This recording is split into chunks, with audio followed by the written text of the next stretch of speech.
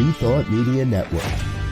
We are a global broadcast network of positive music, media, and entertainment, inspiring humanity's evolution along the journey of enlightenment and creating a world of love, peace, empowerment, and prosperity for all.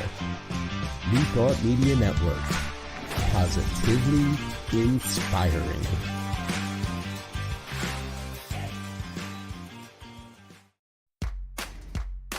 Welcome to Ministers Talking a weekly program where Rev Briz and Rev Z and their guests chat about current affairs, world events, spiritual principles, and any old they want to talk about.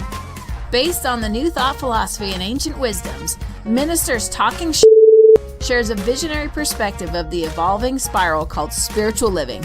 Join us each week as we explore the emerging paradigm of life on planet Earth and beyond.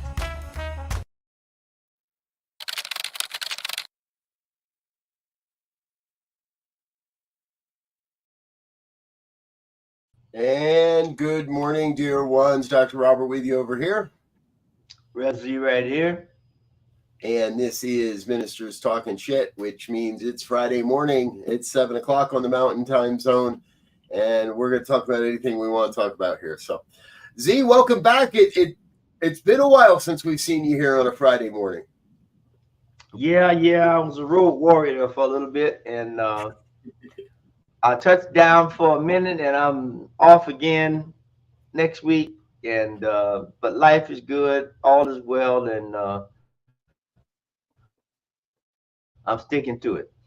There we go. Well, I'm grateful to see you. I'm sure our viewers are grateful you're back for a week and that you're here with us today. So this is that show, folks, where you're welcome to chat along, chime along, leave a comment, join the live conversation as we talk about whatever in the world's going on in the world and what we think about it. And I guess there's nowhere else. Yeah, and there's a lot going on. True. There is. Hearts and prayers for everybody that's being impacted by the hurricane down in Louisiana. Trusting everybody's getting out of the way of the water and getting out of the way of the wind and staying safe. And here in the something in my mind just said, in the sane world, we're still decompressing and processing from that interesting debate experience we saw on Tuesday evening. I thought the internet was filled with cat memes before this week, but I've seen more dog and cat memes all week long than I think I have in quite a long time. So, Z, your impressions? Well, I'm going to take a page from old Casey Kasem. For those who remember Casey Kasem, the radio DJ, and he saying the hits just keep on coming.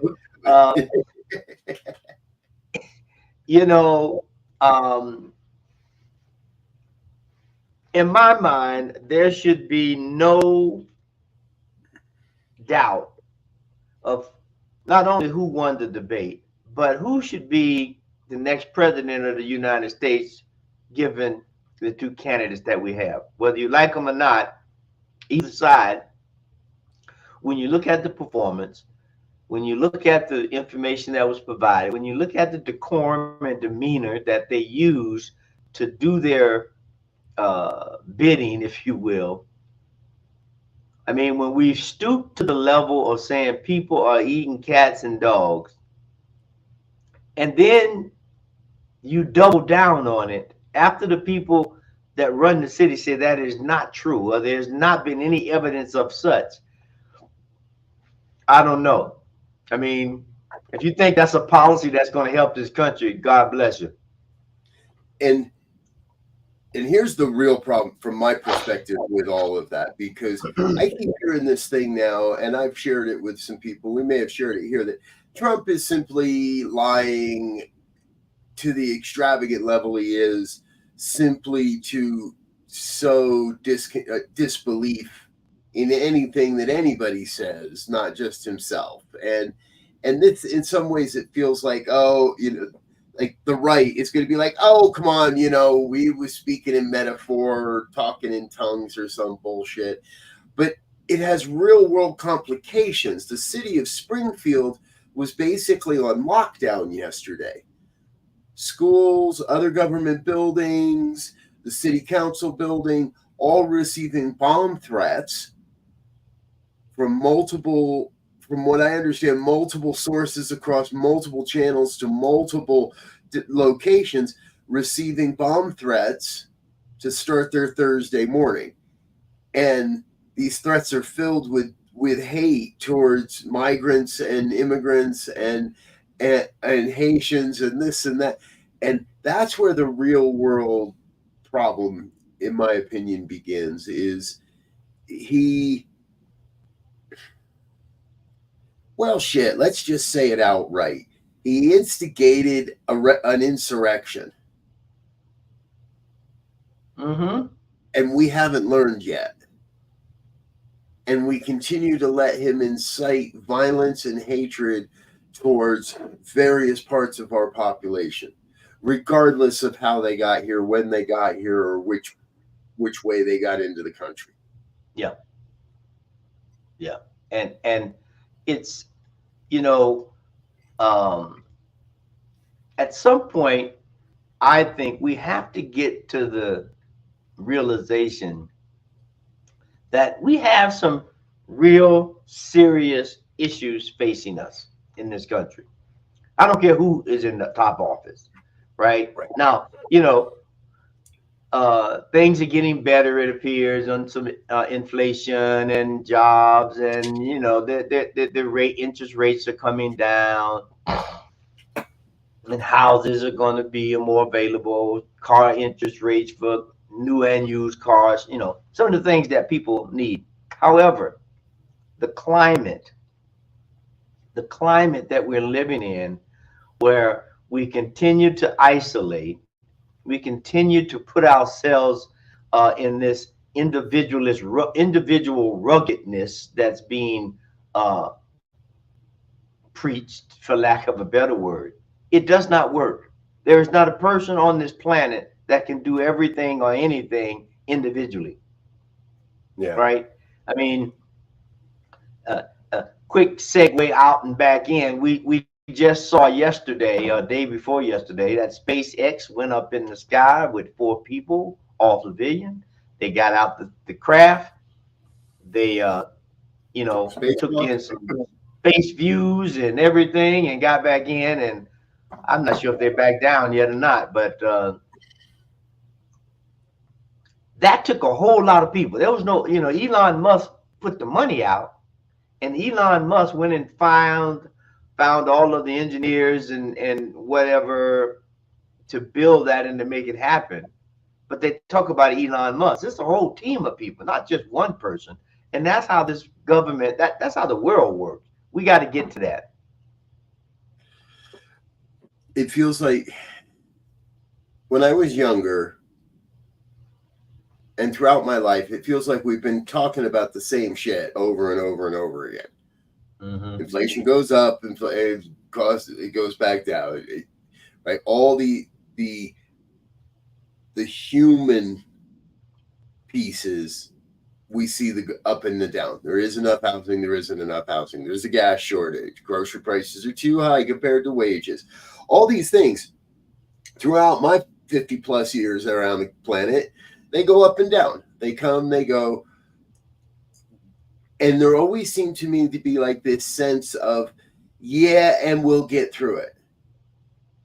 Even if we look back towards when Jimmy Carter was in the office, mm-hmm. A lot of people couldn't stand Jimmy Carter, but we'll get through it. Right? George Bush comes into the office. Either one of them. Yeah, we don't like it, but we'll get through it. Bill Clinton was in office. We don't like it, but we'll get through it. There's always going to be a population of people that don't like who's in office, and there always seemed to be a sense of we'll get through it. But more and more and more, it's hard to find the people that believe we're going to get through it.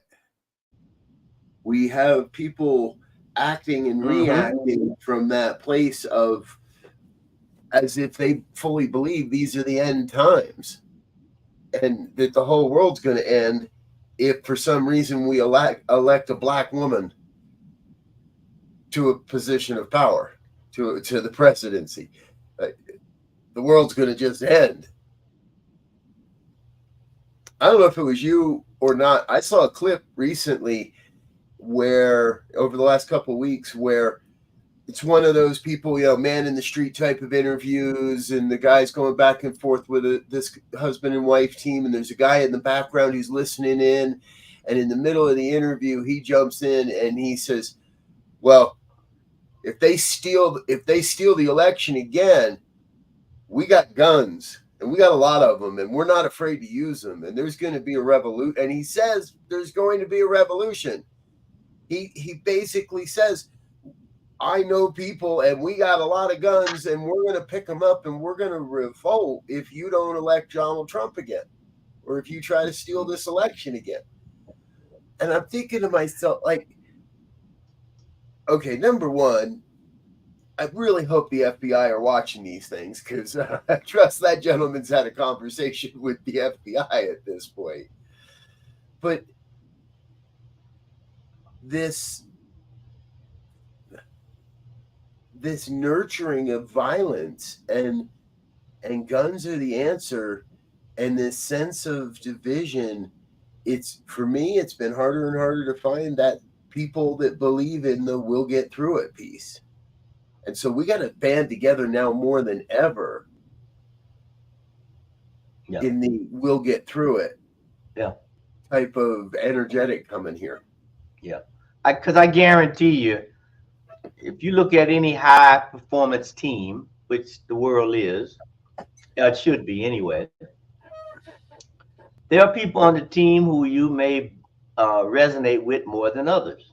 There are people on the team that, outside of work, you won't get a cold drink with them, but inside work, you do what needs to be done, right? And you won't, try to take them out because the job that you're doing together is so great. It's so important. And it's so rewarding when you see the machine working at a fine rate. That's a model that we have to at least examine and look at how it works and what we can do to do the same thing. On another show the other day, we talked about emergence. And we need to emerge into something else here real quick. Yes.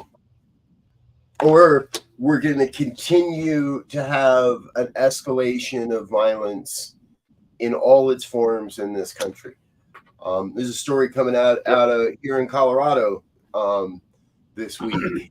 And we don't seem to have all of the details of this, but the basics are couple of 17-year-olds were out looking for a place to take pictures, I guess, for some homecoming pictures, and stopped at a property. Now, my understanding is there were no trespassing signs on the gate and on the fence, but they decided they were going to hop the fence and walk up to the house. When they got up to the house and didn't find anybody and nobody answered the door, they decided to look around the property for the owner.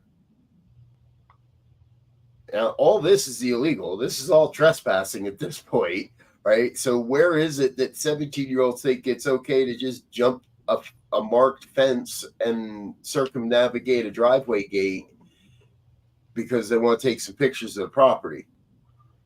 But they leave the property and are in their vehicle, confronted by a man who it's unclear whether his weapon accidentally discharged or intentionally discharged, shoots one of the teens in the face.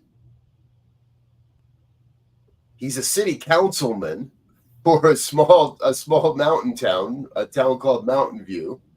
And I really believe the only reason this story made the news is because he's a city councilman. And the guy who did the shooting? The guy who did the shooting is a city councilman, and his and the kid is underage. And I'm pretty sure that's the only reason. It's not, this story didn't make the news because someone either accidentally or intentionally shot someone. It's because he's a city councilman and the kid's a teenager. But everybody in this story has some fault in the outcome of this. Whether it was malicious or whether this is an accident, there are these series of events that lead together that create this. Easy access to guns. People in fear for their property because of the fear that Trump has whipped up in this country.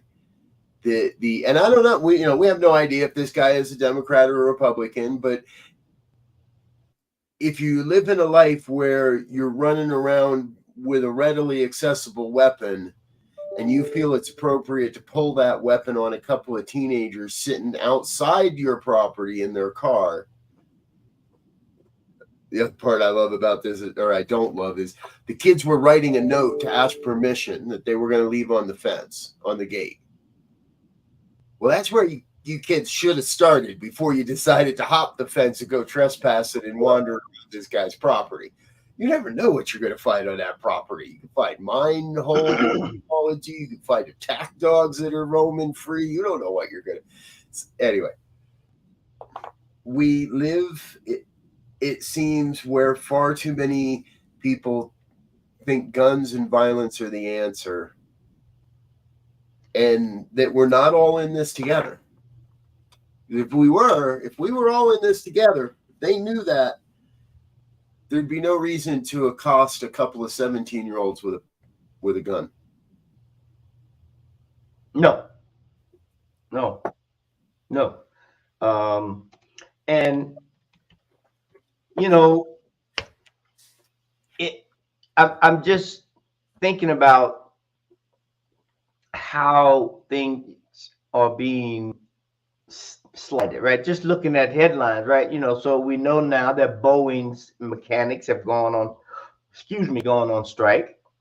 And so that's going to affect some things. I just noticed that 3 more counts were dismissed in Trump's case in Georgia. When we look, you look at things, how people of power begin to take advantage. There's another one where the loan company Navia, they reached $120 million settlement for misleading student loan borrowers. Right? So you look at these series of things where you have powerful people and or companies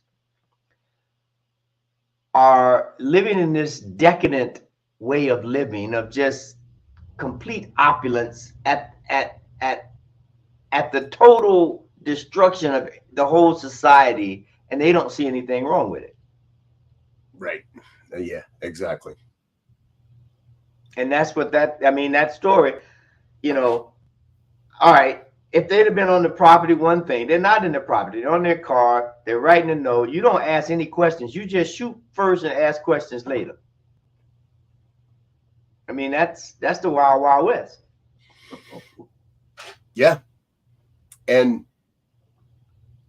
we're in the West, Colorado, we're becoming wilder and wilder and wilder all the time. Wow. There was just down the road from me, there was a road rage incident that left a man dead. Details are still pretty sketchy. They haven't released all the details, but I know the stretch of road. Based on the report, I know where the incident started because I understand why, and I can understand what happened. It's not a great intersection. It's been rebuilt. It's a more modern intersection that's been built over an old existing thoroughfare that is a 2-lane road, and a lot of people going faster than they should, and an incident happens, and it's about a half a mile, maybe a bit more, from where it started to where it ended. So I'm sure these two guys are fighting with each other over who's going to get to work sooner, over who's going to get to work a little bit earlier. One of the gentlemen is a retiree that's also a bus driver, so you put some emotional outcry on top of all of this because a beloved local bus driver is dead. And it doesn't seem to include guns. It seems that they called it a hit and run accident or a hit and run road rage incident. So I'm assuming the perpetrator got fed up and hit the guy with his car. Claim self-defense. Wow. Whatever you want to claim. There's a guy dead, and it's all because two people were a little too worried about a couple of minutes of time and allowed their anger to overrule what's going on. I get angry driving in the car. I think we all get angry driving in the car. There's a difference between being angry at another driver and to the point of, well, I'm just going to run them over. Yeah, I mean, we have gotten to this point where, life and property don't really matter. Or it appears that way. I won't be categorical, but it appears that, people take your life for a candy bar. For a candy bar. Mm-hmm.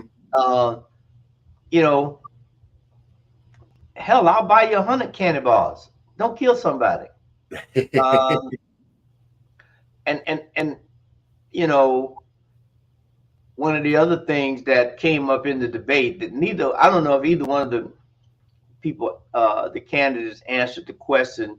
I think Kamala did a better job than she attempted to. Trump didn't do anything, and that's climate change. We look at all the fires out on the West Coast. We look at these storms coming through. Now, everybody last week was saying, oh, wow, we got this far in the hurricane season, and we haven't had that much. It was supposed to be this, that, and the other. Then all of us, like magic, almost, Frenchie comes through, and now there are several storms out in the Atlantic that they're looking at that are possibilities. There's a 6 years, like a 1-2 punch. Yeah, exactly. And so, we dismiss that. Right. Now, fossil fuel. No, I think we should move. My personal opinion, in terms of power, we should move to some program of electric and fossil fuel hybrid, right?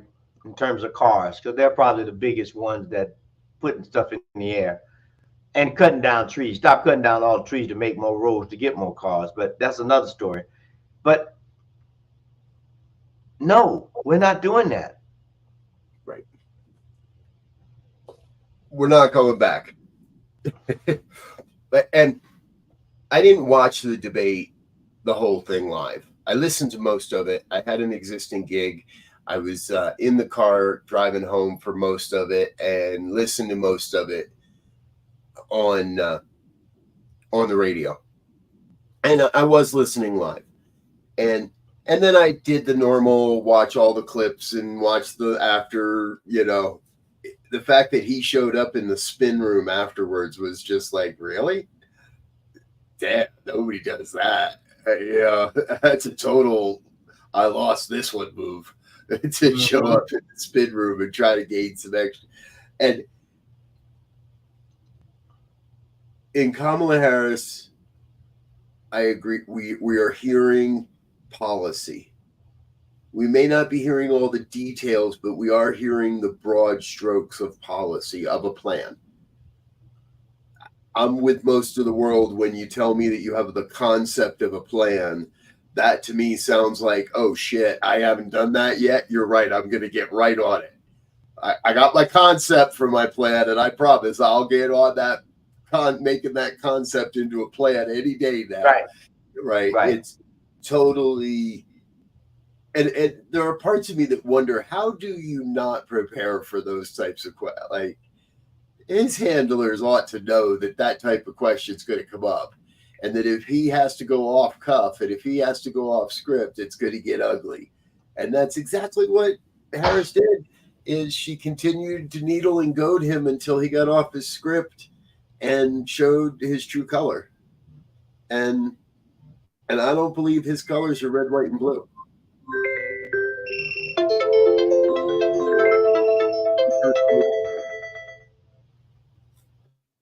Yeah. It's a different ball game that we're playing now. It should, and we need to play for keeps. In that we need to play to keep this country, this planet alive and kicking. And when people are talking about, a concept is something you have that is the impetus of the start. I have a concept of how to create a better car. I have a concept of how to create, a better company. And then I go to work to make that concept a reality or prove that it's not doable. I wake up I wake up every morning with a concept. Right? First thing, I got a concept of how my day is going to go, what I got to get done, and what. And then I get up and I go through my morning routine, and at some point I make a plan. And some of that plan might be left over from yesterday, and some of that plan might be some longer term goals and projects I'm working on. But every day you make a plan for that day and you get to it. And I'm with you. You got to do the work at some point. Got to. You got to. But I want to shift a bit on that SpaceX launch. Yes. I don't know how many people caught up with it, but there was one of the key things that I heard that they were looking at is testing out the suits, the space suits that the astronauts were wearing, right? And they said that, because they're looking to send a few thousand people to colonize the moon, and they're looking for space suits that are better than the big bulky ones now that you look like the robot on Lost in Space or something. Okay. And I thought that was an interesting idea that, somebody got a concept of colonizing the moon, and they're working on it, right? It ain't like, oh, I'm going to get on it. It's like, we're on it right now. And just think about the idea of us in probably, I don't know, in 20 years maybe, people may be living on the moon. Yeah. I love, well, I kept thinking, what is going through the first guy's head in an untested spacesuit? Like, okay, we're going to put you in the airlock. Got a lot of faith you're going to be back with us in about 5 minutes, but this is any last words just in case? Yeah. Yeah. I mean,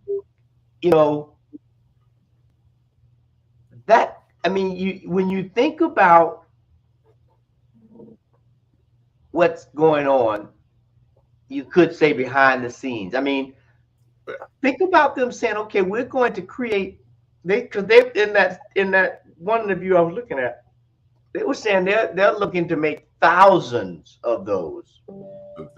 Right. Wow. Of those suits, right? Which means, they're looking to get off this planet. Right, wrong, or indifferent. That takes some serious quality control. Yes. You're not just putting a medium tag on a large spacesuit because you ran out of mediums. That's a big quality control commitment, and I guess I'm a little torn. I guess I'm a little torn because we're talking about the environment, and we're talking about abandonment. Right, we're talking colonization of another celestial body, but is it in direct response to the crisis we face here? And because that's an awful lot of money that's being put into solutions for a problem we don't have, rather than putting it into solutions for a problem we do have. Right. And there's always been the statement that the elite, the rich, i.e. the billionaire who was able to pay to have this thing take him up there, are looking for ways to escape this planet and leave it to us, the unbillionaires. And sorry, go ahead. No, I was going to say, maybe if we got rid of them, planet might heal itself. They'll stop abusing it every time just to take all the resources for themselves. I don't know. I want to have the billionaires have the epiphany. And I see this meme every so often, right? And it says, okay, Elon Musk is worth what, 180 billion or something? They're saying he's almost a trillionaire now. All right, he's almost a trillionaire now, right? And we got, let's call it 9 billion people on the planet. So you can give every person on the planet $1 billion and still have more than enough for yourself. Mm-hmm. And that's just one person. And that's just one of them, right? And we know there's what, a dozen or more, or whatever, right? And okay, somebody's going to say, but then the whole thing would be devalued and $1 billion wouldn't be worth anything. And it's like, no, I really believe what it would do is it would take money out of the question. It would make, right, if we could get to that place of pure equity, I think you would see the majority of humanity would put their time and effort towards building good, towards fixing the systems that are broken, towards finding the solutions that are necessary to sustain this planet and to sustain humanity on the planet, and not have to go gallivanting around the universe looking for somebody else's planet to take over. We're going to become the cyborgs that just take over planets because we can, and right, somehow we get to the Galactic Federation, somehow we get to the dream that they had at Star Trek, somehow we get to that place where we are the benevolent travelers in the universe. But right now, I think we have the means on the planet to heal the planet, and it wouldn't hurt any of these guys or women, because Taylor Swift is a billionaire. I love that line this week that J.D. Vance doesn't think the American public will listen to a billionaire who is out of touch with the reality of everyday life. And it's like, you talking about your boss there, or are you talking about Taylor Swift? I don't get it. Which one, who are you talking about? You don't know, do you? Like, and it was J.D. Vance who came up first with that cat thing. Oh, that doesn't surprise me. They eat the cats and eat the dogs in Ohio, and then he just took it and ran with it. See, I for some reason I'm uncomfortably not surprised by that. But so we know there are solutions. Is it as simple as getting enough people on board? Is it as simple as changing the consciousness of these few dozen trillionaires, multi-billionaires? There's got to be a way to level the field for everybody. Mm-hmm. Yeah, and by no means am I, nor do I think you are, devaluing the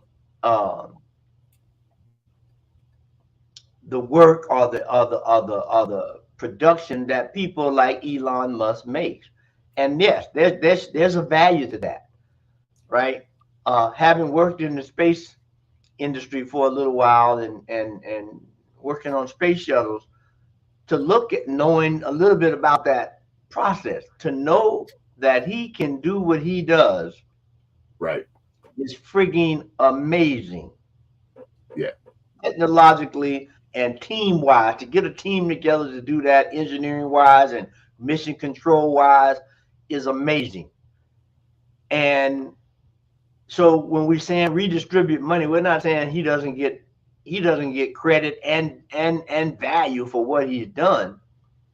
But when you've created a place where you are afraid to go outside your house, or you got to go out your house with 100 people around you to protect you, something is a little off. Yeah, exactly. Because you create a prison for yourself now. Yep.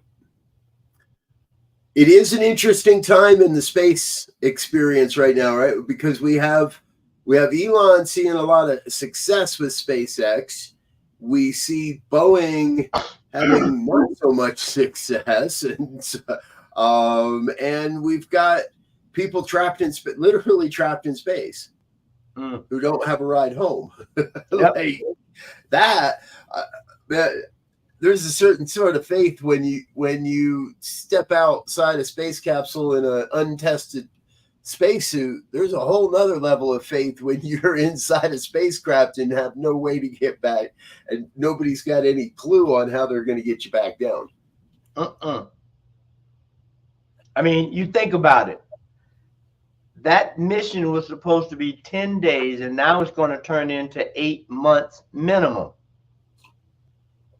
And I say minimum because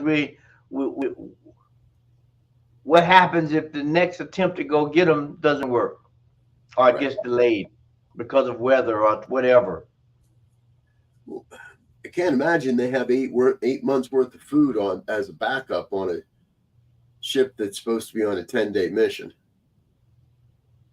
You know, not to be funny about it, but it sounds like Gilligan's Island. They go out for a day's sail, and Yep. a 3-hour tour turns into a lifetime on the island. Have you seen the meme? It's a picture of the SS Minnow, right, on the beach with the hole in the hull, and like, okay, we were kids. Nobody ever wondered how that boat isn't at the bottom of the ocean if it's got a big enough hole in it, right? Somebody did the math and said, hey, this is a classic such and such schooner, and it had an estimated travel range of this, and within 3 hours, it had to be within like 45 miles. How the hell couldn't they find these people? And it's like, okay, yeah. Yeah, this was entertainment. This was entertainment. But you know what, though? But 1 second. Though, is we don't have real, just wholesome, good old-fashioned entertainment anymore. Everything is over the top, right? And when you think about, I just thought about this. When you look at the people who were stranded on the island, you had the rich person, the movie star, the kind of unfounded Gilligan who was quite not into his own body and senses yet. You got the captain who was, somebody who's taking charge but really didn't know what the hell was going on. You had a whole spectrum or microcosm of characters there. I have to go back and watch Gilligan Island now. You gave me another weekend project. Well, you did, and they did that on purpose. The professor represented the science aspect, and Marianne was the wholesome all-American perspective, right? And throughout the series, they all played their parts really well. But I always looked at it from the perspective that they also all learned something in that. Yes, they all learned to come to find a way to understand, maybe not embrace, but to understand the perspective, the lived experience, of each of the other characters. Mm-hmm. The billionaires came to understand a bit more of what it was like to be an everyday worker like Gilligan, and to be a middle boss like an entrepreneur like the skipper, trying to make it and only having certain capability. So we didn't realize that necessarily at the time, but we did learn a lot as kids watching those types of programs, and adults too. And we can look at a lot of the iconic TV programs. MASH is another one that comes to mind, that you learn a lot about how you can be, where today I don't watch an awful lot of commercial television, but what's out there on the streaming services and the majority of what I see available doesn't have that anymore. It's keeping up with the Kardashians and trying to make $1 billion as a duck hunter. I don't know. I never did understand that one, but we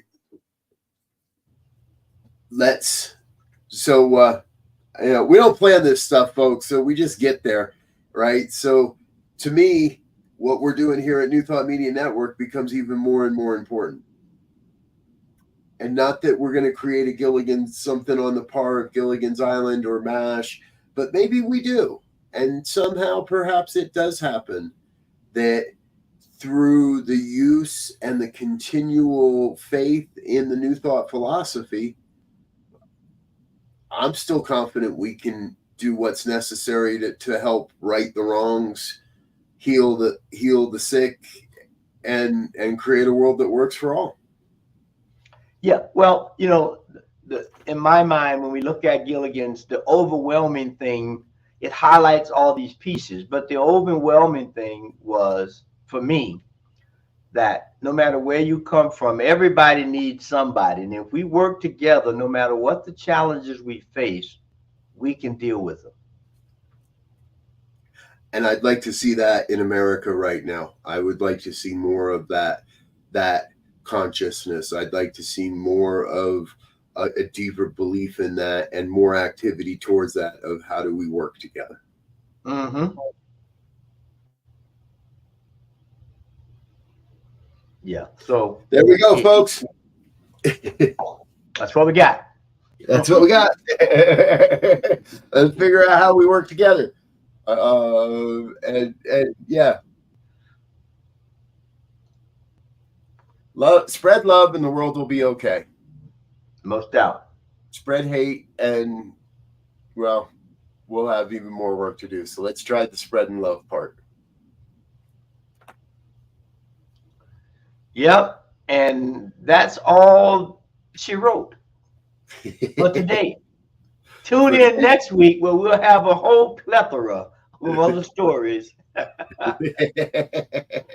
to comment on and to enlighten us on, and hopefully steer our minds and actions into creating a world that works for all. Absolutely. And stay tuned throughout the day, folks. We've got a full day of programming, including the Joy Show at 1 o'clock with Reverend Barbara. I'll be back with the good news at 5. Reverend Michael is here with the Fireside Chat at 6, as well as all of our early morning programming, all of our normal daily programming. So keep staying with us. Join us here on the New Thought Media Network. If you'd like to learn more, hit us up on our website, ntmedia.org. Until next time, we love you, we think you're amazing, and we wish you peace and richest blessings. Bye now.